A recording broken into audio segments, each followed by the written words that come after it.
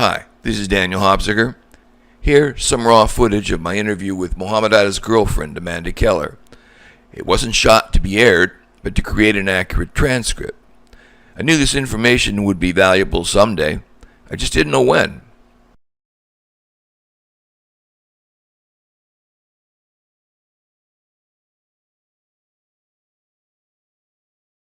So,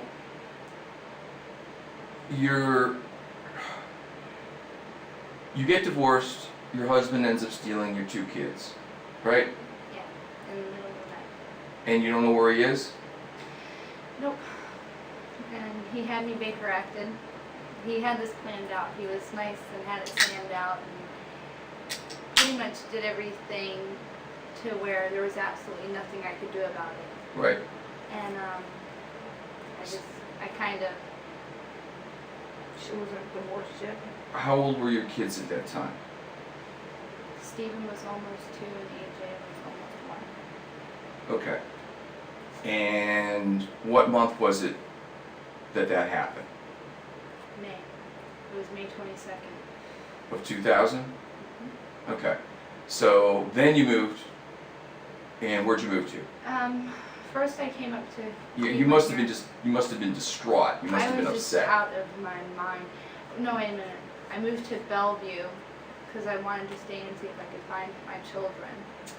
And then I thought, I stayed in Bellevue for a while. Then I thought maybe I just needed to break away from Florida for a minute to clear my head.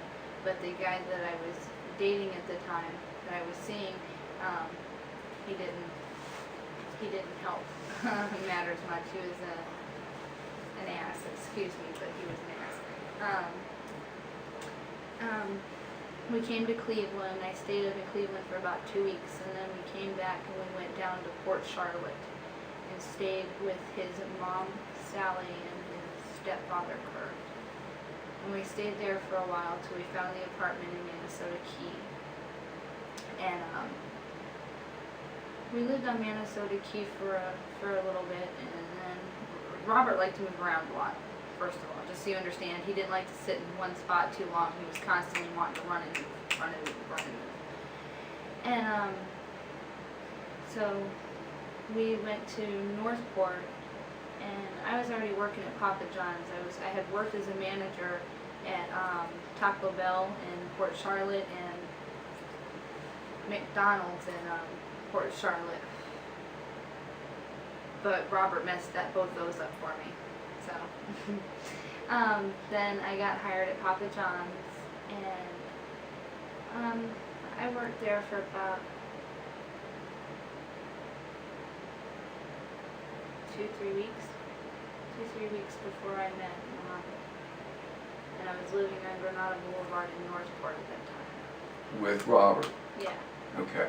And Mohamed came in with Peter and Stefan and Jurgen.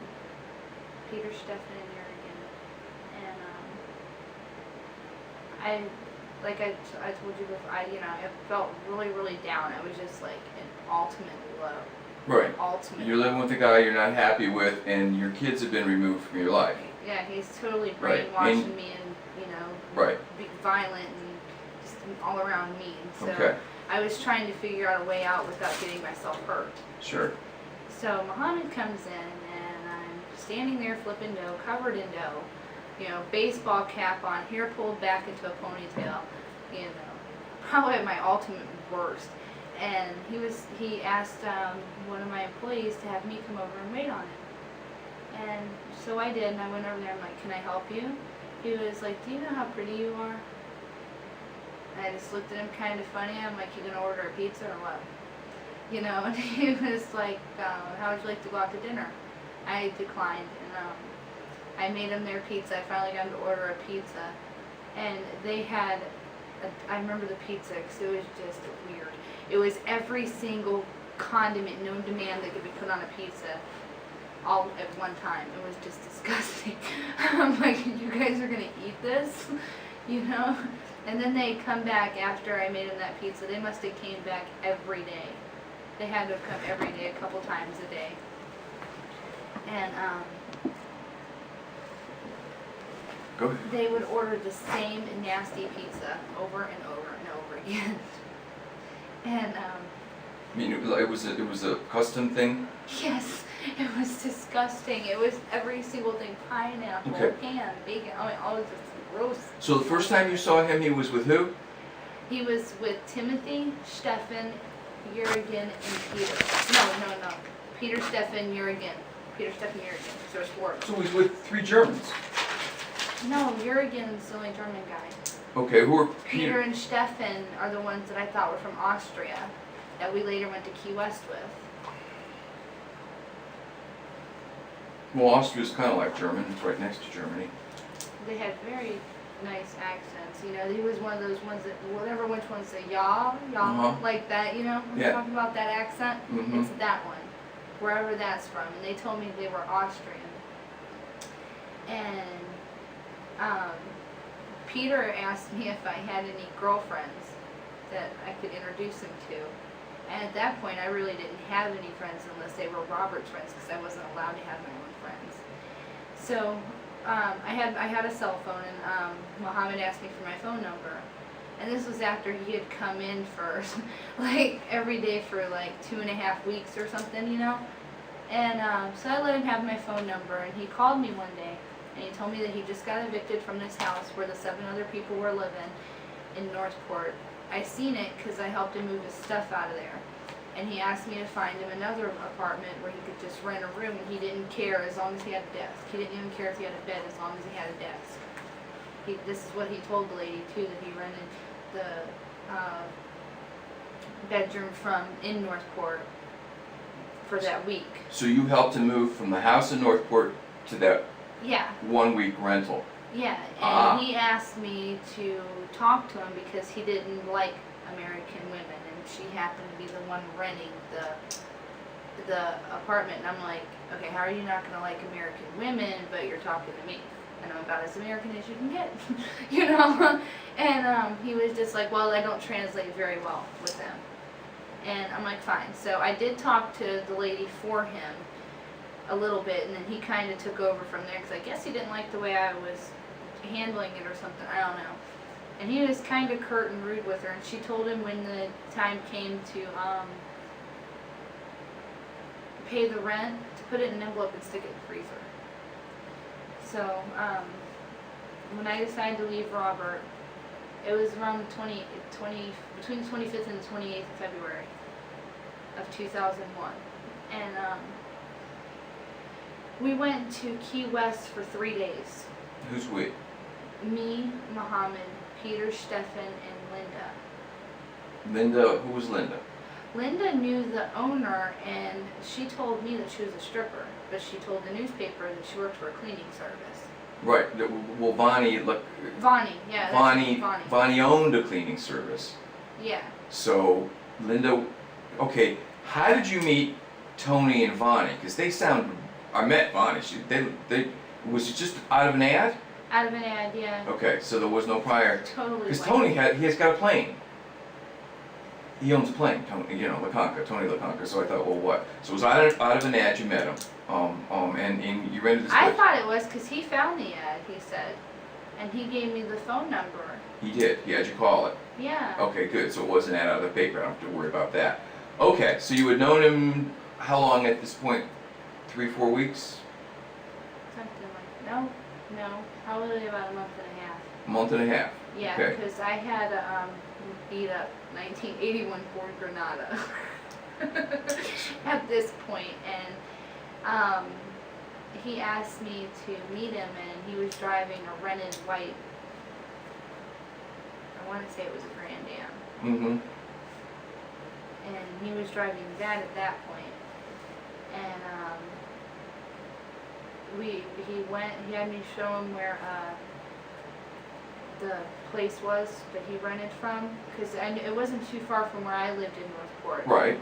It just happened to be right down the street. And we went to Key West, and we drove that, and he took this out of the way route. I had no idea where we were. I mean, it was like he trekked halfway across Florida to go down, but you can just do a straight shot down there. Right. You know, it took us like 10 hours to get there.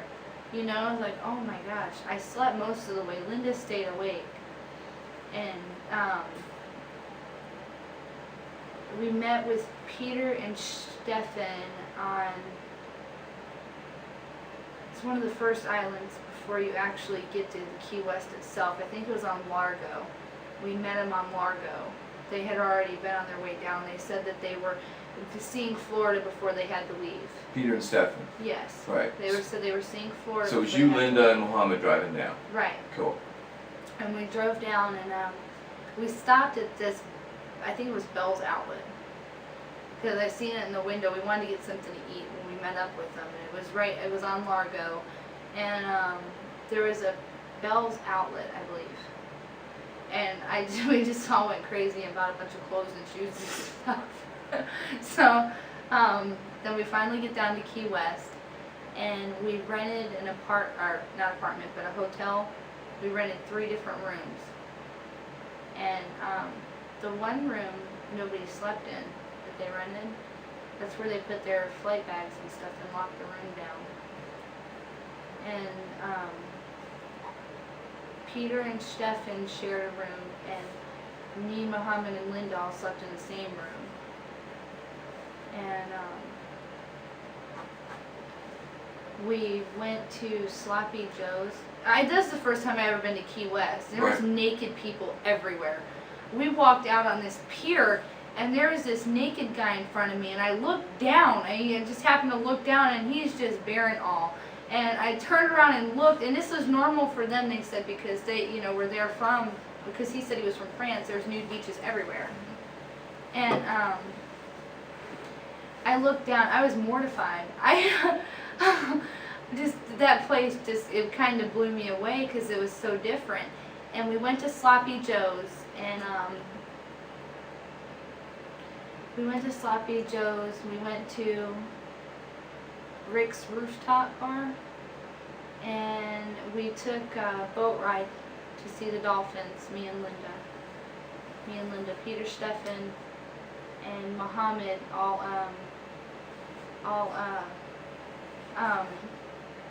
went to Hard Rock Cafe, and they met up with people at dinner there. You can keep back on the bed if you want. Feel free. You look uncomfortable. I was trying to move over. She pushed me No, over. go ahead. Go sit over there and kick back. You just look uncomfortable. Doesn't she look uncomfortable? Yeah, leave that there. And they went to Hard Rock Cafe. They said they had to meet with some people. They didn't tell me who, or they didn't specify. Sit up. Lean up against the pillows. Relax. You'll be here a while. Just kick back. It's okay. Okay? All right, where were we? Peter, Stefan, and Mohammed all went to Hard Rock Cafe. Right. And they were meeting with people down there. I don't know who, but somebody had flown in, and they said somebody had flown in one of the little single planes to come speak to them. I don't know who it was, because I was like, well, because they asked me if I wanted to go to dinner. I'm like, no, I'm going to go on this boat ride because, I'm in Key West. I want to see everything. So I went on this boat tour and got to see all the, the dolphins and stuff. It was really nice. And when we come back, they met up with us on the dock. They was waiting for the boat to come back. And everybody was kind of somber looking. They were kind of quiet and somber. And we were walking through this deck and with all these little shops and stuff. It's right by where they do the boat tours and stuff. There's shops over like towards the left area. There's a whole bunch of shops there. It's called a Chapel by the Sea. And there's a little shop right there. I was looking at some little handmade necklaces and stuff. And Mohammed turned to me and he looked at me and he was like, why don't we get married? And I'm like, what the hell are you talking about? And I was like, I just met you. And he was like, well, this way I can have my visa and I can stay here. And I'm like, no. And Peter and Stefan started laughing and they said, well, this isn't the right country, Mohammed. They started laughing. And he got really mad at me. Really, really mad at me. And I'm like, how the hell are you going to get mad at me for not wanting to marry you? I just met you. I just got out of a bad marriage. I'm like, no. No. And then Linda pipes up, to Peter and Steph, and she was like, well, I'll marry either one of you two. And I'm like, okay, no. But, you know, whatever. So we went out and we went by Divas, and that was the first time I ever saw a drag queen.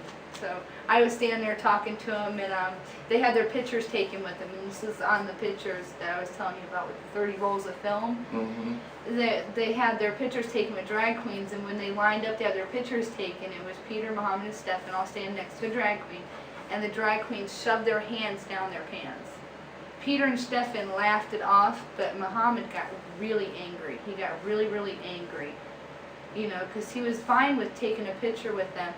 And then after that, he was really, really angry, and he was mad because I was standing there talking to the drag queens, because I thought they were really cool, you know. I was like, wow, I was like, you're a drag queen, you know. He got really, really mad, and he stopped at this store that's right down. It's right in between Sloppy Joe's and Divas. It's like a Cuban cigar shop, and they were buying these big, fat cigars and smoking them, Mm-hmm. and they stunk really, really bad. And we went past Sloppy Joe's, and the bartender, I was wearing a khaki skirt thing and a purple top that tied around my neck and in 3 places in the back, and it came down like a V shape. And I had these chunky shoes on that I just fell in love with. And he called me in there. He said, hey, Blondie. He pointed me out, and he was like, come here. He was like, shots on me. Okay. So we went in there, and he lined Purple Hooter down the bar, and there was a drag queen on the other end. And me on the other end, and Linda in the middle, and they were just drinking shots with them. And he got really pissed about that too, because he told me I shouldn't drink in public. I don't know who the hell you are to tell me that you're my father, you know. I'm like, this is like when it first started, when I was like telling him, I don't know who the F you think you are, but you're not going to run me, you know.